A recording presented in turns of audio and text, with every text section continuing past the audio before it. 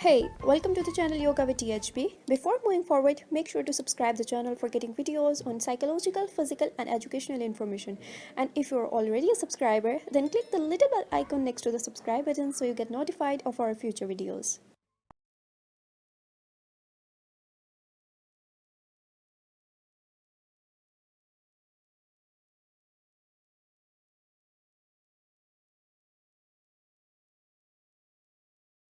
अस्सलामुअलैकुम। आज हम एक डिसऑर्डर के बारे में बात करेंगे जिसे स्किन पिकिंग डिसऑर्डर कहा जाता है। इसे अगर गूगल के ऊपर सर्च करना चाहें तो इसे डीमेटियोलोमेनिया के नाम से भी जाना जाता है और एक्सकोरिएशन के नाम से भी जाना जाता है। इसके 3 किस्म के नाम हैं। अगर अब हम इसकी फर्दर मोर डिटेल की तरफ चलें तो ये वुमेन्स के मुकाबले वुमेन्स में ज़्यादा पाया जाता है और अभी तक 1.4 अमेरिकन्स में पाया गया है। इस डिसऑर्डर में ये होता है कि इंसान अपनी स्किन को पिक करता है, मीन्स उसे नोचता है, इस तरह से नोचता है या इस तरह से अपनी स्किन को पिक करता है कि उसके ऊपर घाव बन जाते हैं। अब आप कैसे अंदाज़ा लगा सकते हैं कि उस इंसान को स्किन पिकिंग डिसऑर्डर है?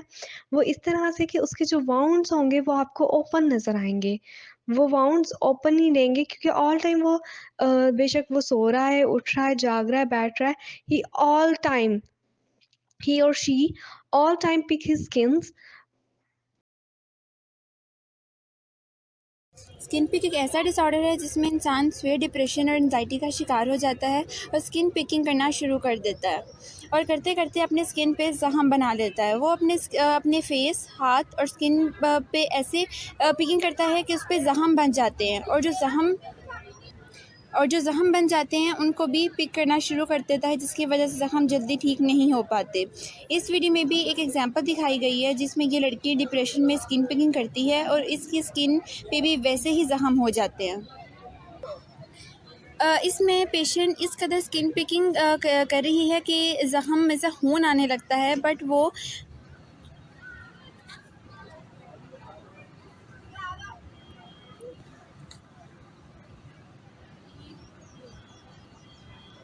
खून आने के बावजूद भी वो करती जाती है और जब भी उसको इस बात का एहसास होता है तो वो ज़ख़म को साफ़ करके उसको कवर करने की कोशिश करती है।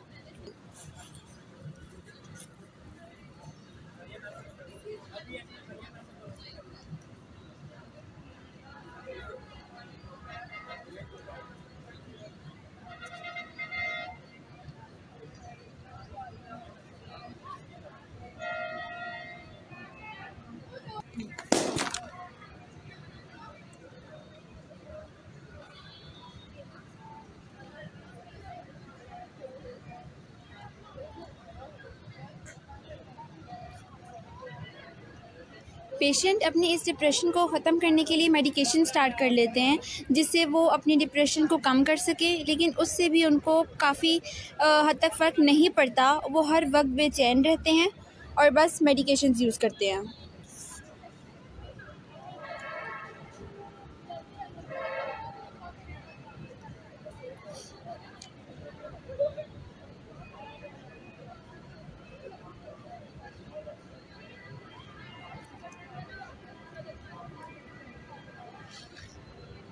ऐसे पेशेंट्स जाकर भी बाहर नहीं जा पाता। उसको इस बात का डर होता है कि लोग उसको देख के बातें करेंगे और उसका मजाक बनाएंगे, बिकॉज उसने अपने स्किन को इस कदर ख़राब कर लिया होता है और वो अपनी हर किस्म की सोशल एक्टिविटीज़ से दूर रहता है और ख़ुद को एक कमरे में बंद कर लेता है।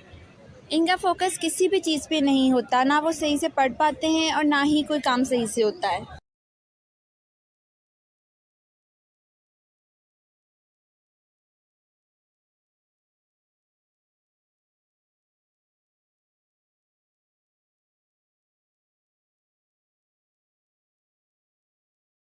अब जो पेशेंट के पेरेंट्स हैं वो पेशेंट को साइकोलॉजिस्ट के पास लेके जाते हैं फॉर बेटर ट्रीटमेंट, और जो साइकोलॉजिस्ट है वो एक ट्रीटमेंट बताता है पेशेंट को।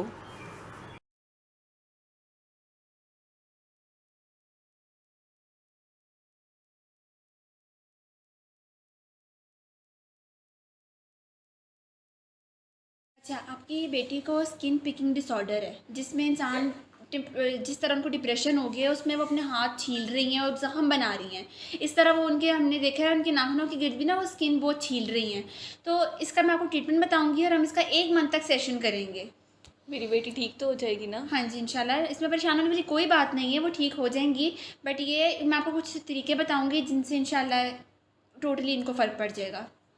इसने अपनी हालत को जितना बिगाड़ा हुआ है, इसके हाथ पे जो दाने हैं, इसके मुंह पे जो दाने हैं, ये कैसे ख़त्म होंगे? इसके लिए अब क्या उसकी करें? फ़िक्र करने की ज़रूरत नहीं है। उसके लिए अच्छे स्किन केयर प्रोडक्ट्स यूज़ करे, ख़ुद को हर वक्त सैनिटाइज रखे, साफ़ सुथरी रहेगी तो इंशाल्लाह ये ओवर मंथ्स और वीक्स ही ठीक हो जाएगा।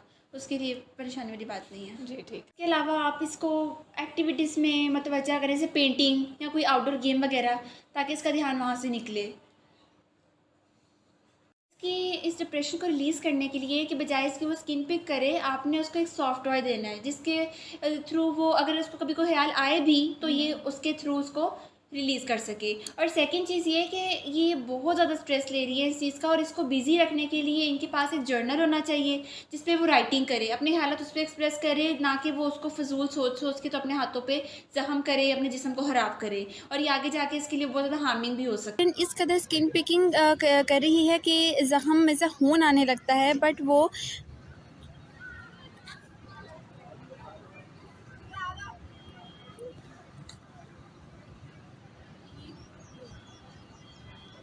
खून आने के बावजूद भी वो करती जाती है, और जब भी उसको इस बात का एहसास होता है तो वो ज़ख्म को साफ़ करके उसको कवर करने की कोशिश करती है।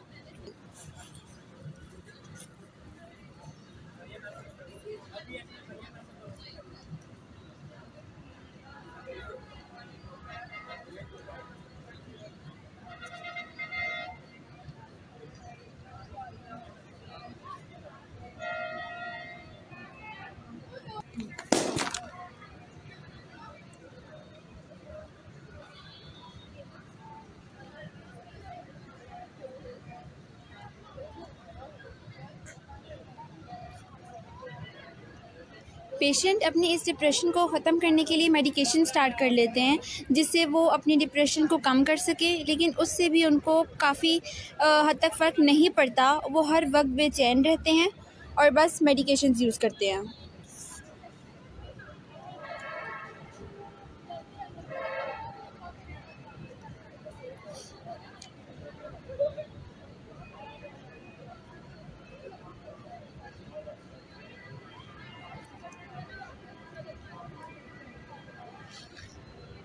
ऐसे पेशेंट्स जाकर भी बाहर नहीं जा पाता। उसको इस बात का डर होता है कि लोग उसको देख के बातें करेंगे और उसका मजाक बनाएंगे, बिकॉज उसने अपने स्किन को इस कदर ख़राब कर लिया होता है, और वो अपनी हर किस्म की सोशल एक्टिविटीज़ से दूर रहता है और ख़ुद को एक कमरे में बंद कर लेता है। इनका फोकस किसी भी चीज़ पे नहीं होता, ना वो सही से पढ़ पाते हैं और ना ही कोई काम सही से होता है।